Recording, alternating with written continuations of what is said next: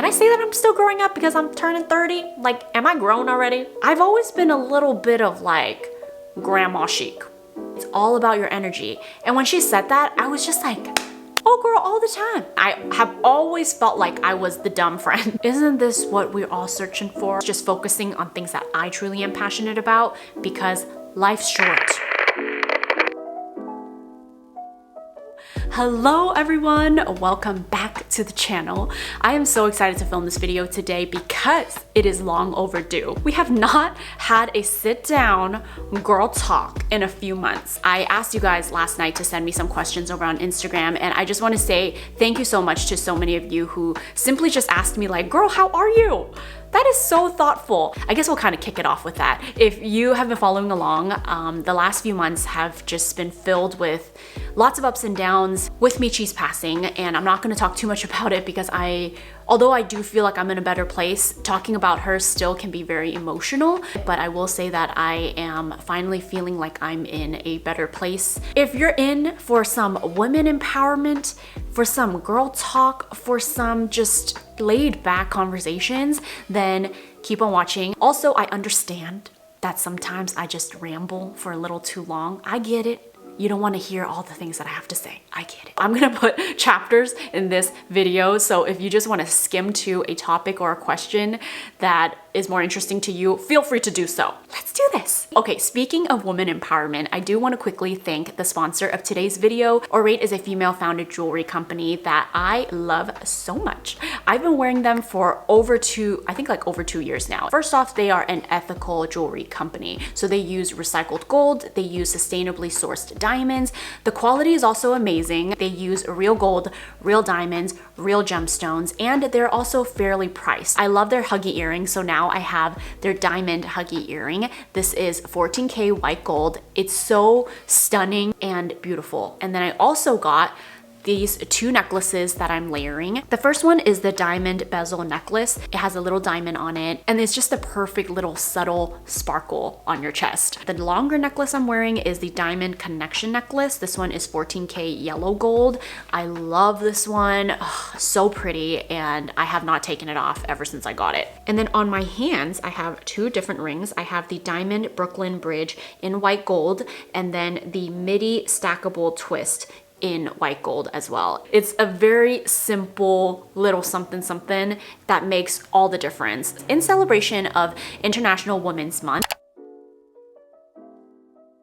Aurate is having a huge sale. There is no minimum spend requirement. You can go to auratenewyork.com, and when you check out, use my code Weylie30 for 30% off. I will put that information here on the screen and also in the description box down below, so definitely check them out. Will you be adopting a new dog in the future? As of right now, Juan and I don't feel ready to adopt another dog. Our main focus now is to really focus on Money because she is turning 18 in May. If you didn't know Money, I've had her since I was 12 years old. I had a phobia for dogs. I was so terrified of dogs. And then one day my dad was just like, you know what? You need to get over this fear. We're gonna get you a dog. 18 years later, here we are. Right now, we are focused on just caring for Money, caring for Navi, and also Sesame.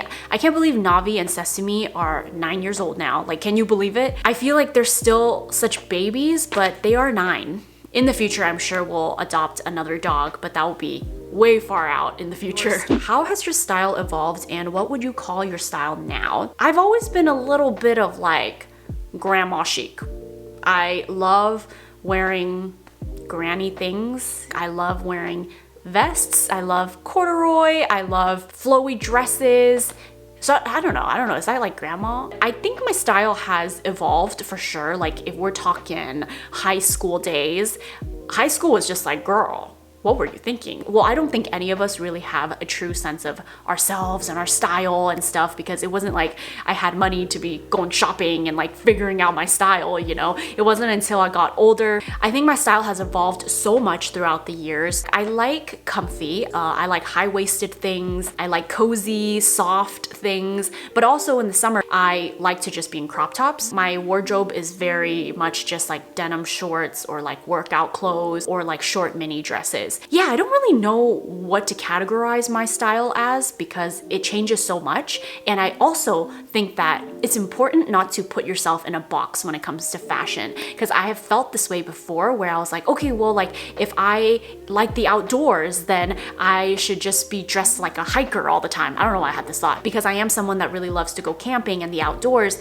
I have like my whole wardrobe of camping outfits, but I also still have like my cute, like chic, elevated going to the cafe outfits, you know? And in the past, I didn't really know how to merge the two. I felt like, oh, I can only be one thing, because when I'm wearing the other thing, it's like, whoa, this is so opposite. But I'm here to tell you, you can wear whatever you want. Like, please don't feel pressured to put yourself into a box when it comes to fashion, because at the end of the day, it is just clothing. If you like a certain thing, it doesn't mean that you just dress one way. Like, you can very much be an outdoorsy girl who loves to wear like a sexy little black dress, you know? How do you deal with friendship anxiety? For example, not feeling good enough, pressure to be the perfect friend. I believe it stems a little bit from insecurity with ourselves, you know, worried about what the other friend will think about us. I think being a good friend first needs to start from your true intentions. I've had toxic friendships in the past when I was younger, and I had those thoughts of like, how do I make this person like me more? Or how do I make this person think that I'm a good friend?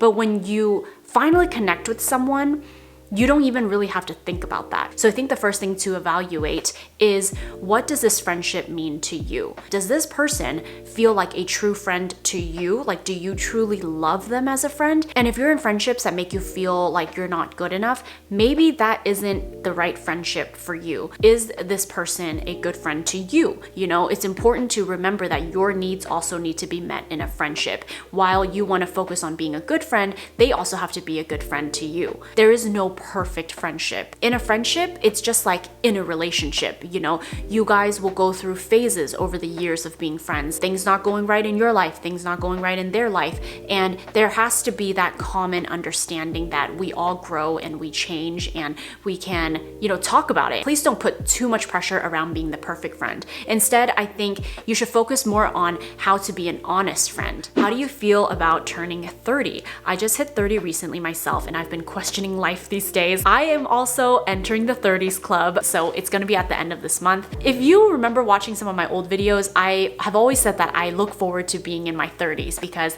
I at the time would look up to people in their 30s and they just seem to be in a different place. Like, they're just vibing in a different place. Versus in your 20s, I feel like in your 20s, it can be very chaotic, or like it's just like a different type of chaos, you know? In your 20s, it's a lot about finding yourself. So for the most part of my 20s, I've looked forward to turning 30. And it wasn't until like maybe 6 months ago, I started to feel a little anxious about it. I am getting older, and like people around me, people that I love, are also getting older, and their getting older is so much more drastic than my getting older. Does that make sense? Like, I'm looking at my grandma and I'm like, wow, like every year is very different for you. I've been really like thinking and asking myself, like, how do you feel about turning 30? And I feel great. I am really looking forward to it, and I'm just grateful to be here. Like, I'm just grateful that I'm alive. I recently was talking to a friend who I never asked her for her age, but in my mind, I've always thought like, okay, she's probably in like her 30s. Come to find out, she is 46. And I was so shocked. I was like, you're 46? I thought you were close to my age.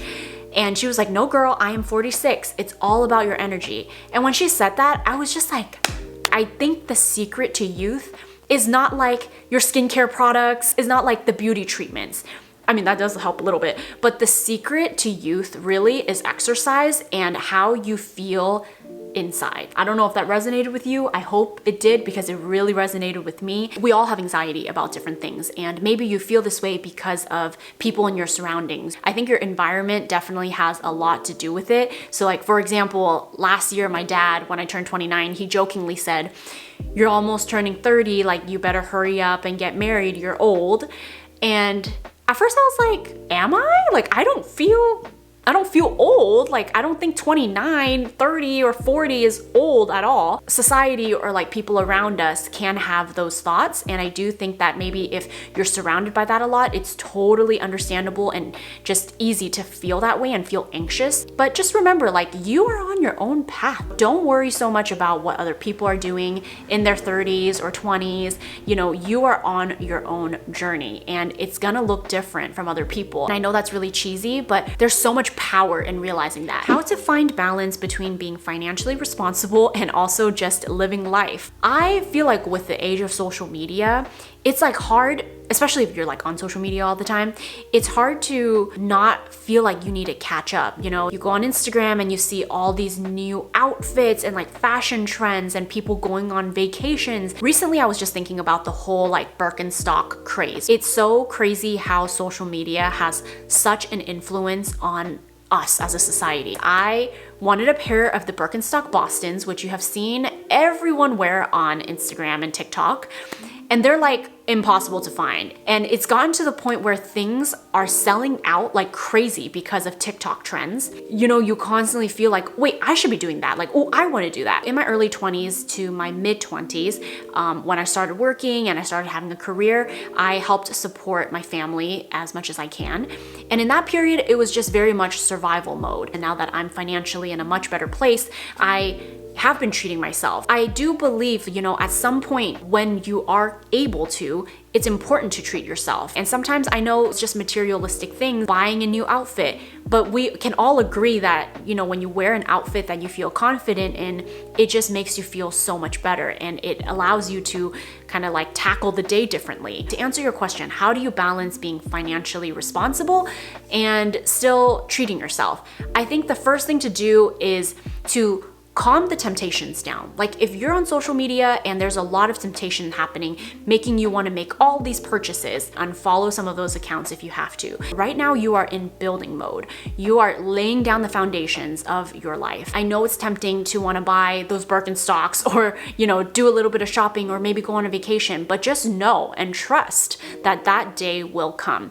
But right now what's important for you is to lay down this foundation. Find a money managing system that works for you, whether that is jotting it down or maybe even getting a bookkeeper, whether that is as simple as just looking at your credit card statements every month, you know, really jotting down, you know, what you're spending your money on and remembering to put away a good amount of that every month when it comes down to paying your bills. You know, what is essential, like what is a must that you have to pay out, and whatever is left over, start your emergency fund. As you're building this foundation, I think it's also important to feel excited about it. Every month I put money away into my retirement investment account and I feel excited about that. Feel excited about what you're doing for your future. You know, don't worry too much about the immediate gratification of like vacation and buying new things. You know, get excited about the future you are building for yourself. Get excited about your good retirement. What budget camera do you recommend for someone who is starting in social media?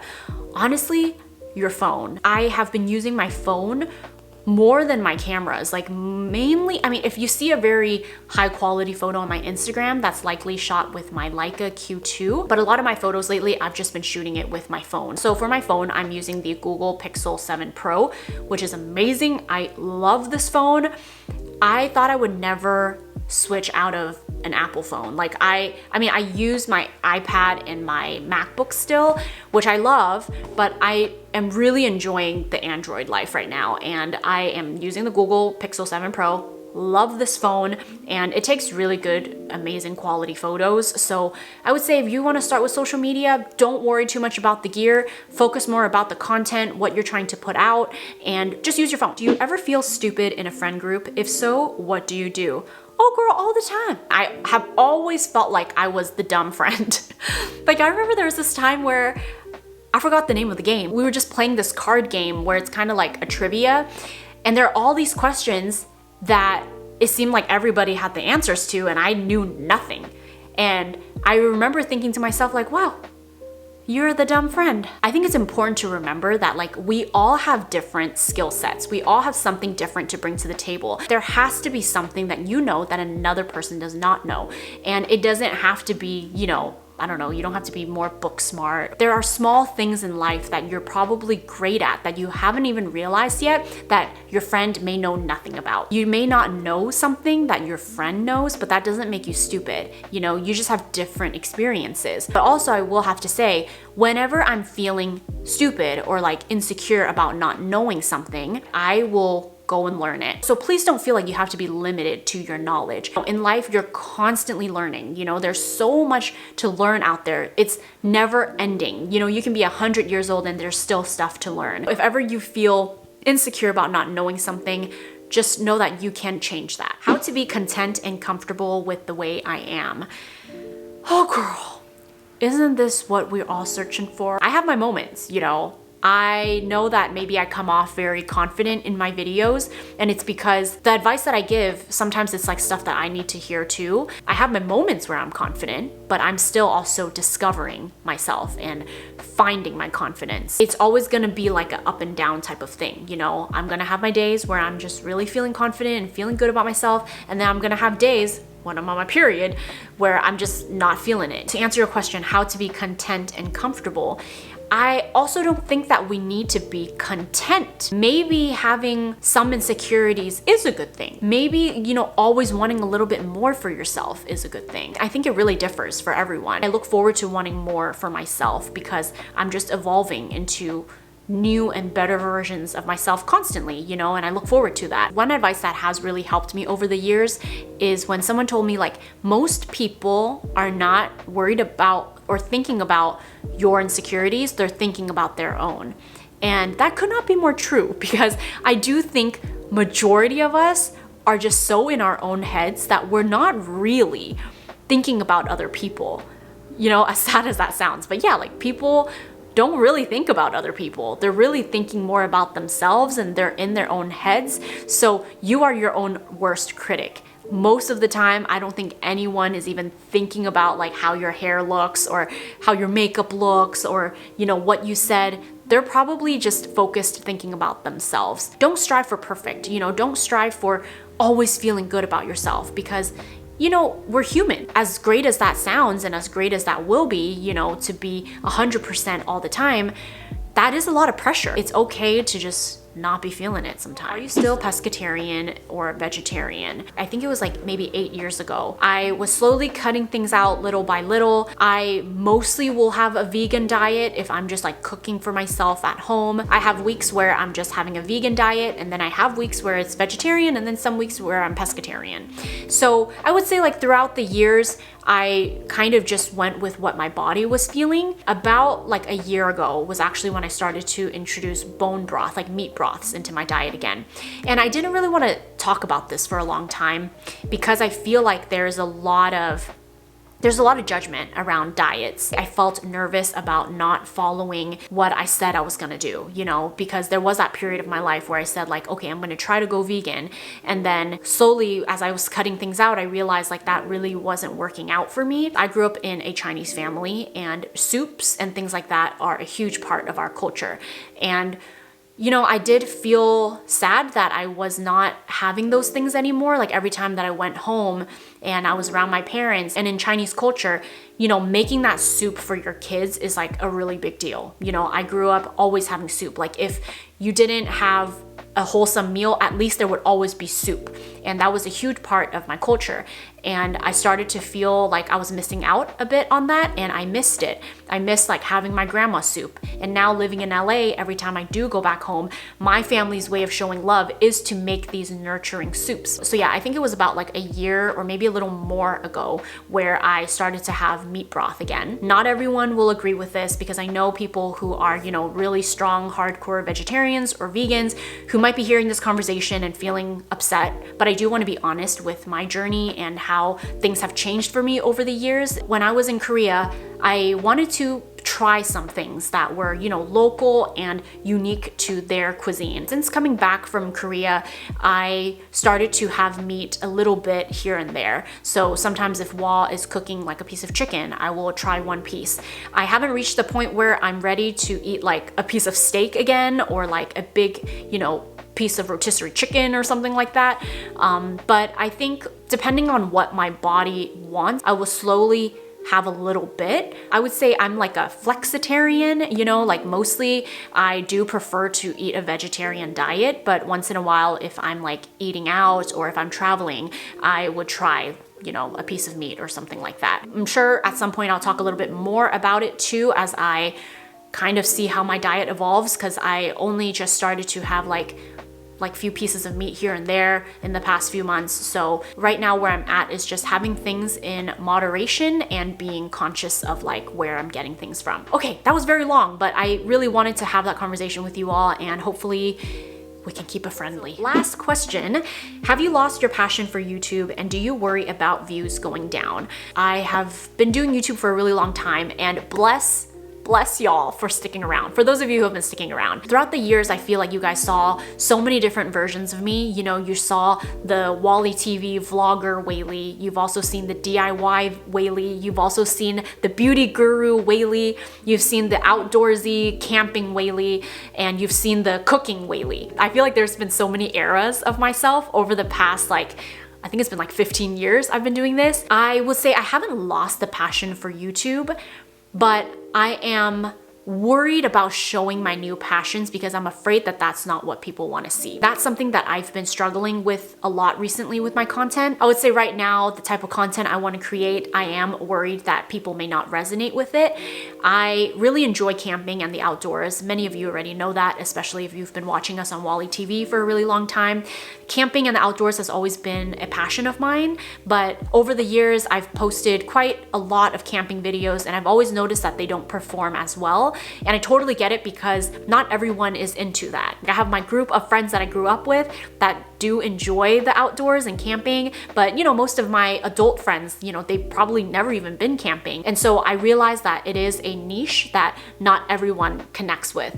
So my struggle with YouTube right now is like, I really want to show more of camping, outdoors, and like being in tune with yourself, doing things that's outside of being in the city. The last few years of just the pandemic and everything, it has really kind of brought me back to connecting with nature. And whenever I am camping, that is truly the most at peace that I feel, and the most happy that I feel, and the most creative. I really would love to post more content about like being outdoors, planning road trips, and doing things like that. But I am worried that that's not what people want to see. There's this struggle of like, you know, being true to myself and what I love and what I'm passionate about, but also wanting to make content that people want to see. That's kind of what I'm trying to figure out right now, because my views have gone down over the years, and I think that's just inevitable. You know, it would have been great if like, you know, the views were still consistently going up and up. It would definitely make me feel good about what I'm posting, but I also am accepting of the fact that people do move on.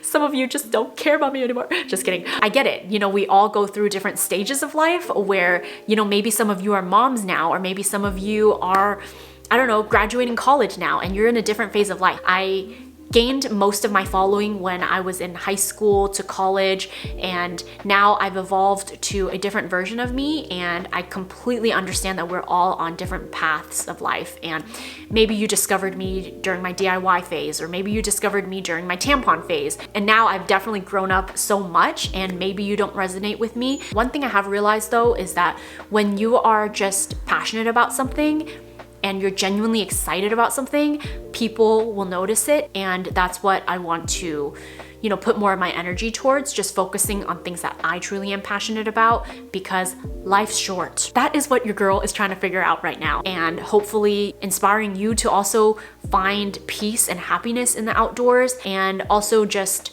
showing the vulnerable side of myself growing up. So growing up, can I say that I'm still growing up because I'm turning 30? Like, am I grown already? I don't know. Growing up, growing older, which one would you use? Anyways, I need to get a drink. Like, I am so thirsty.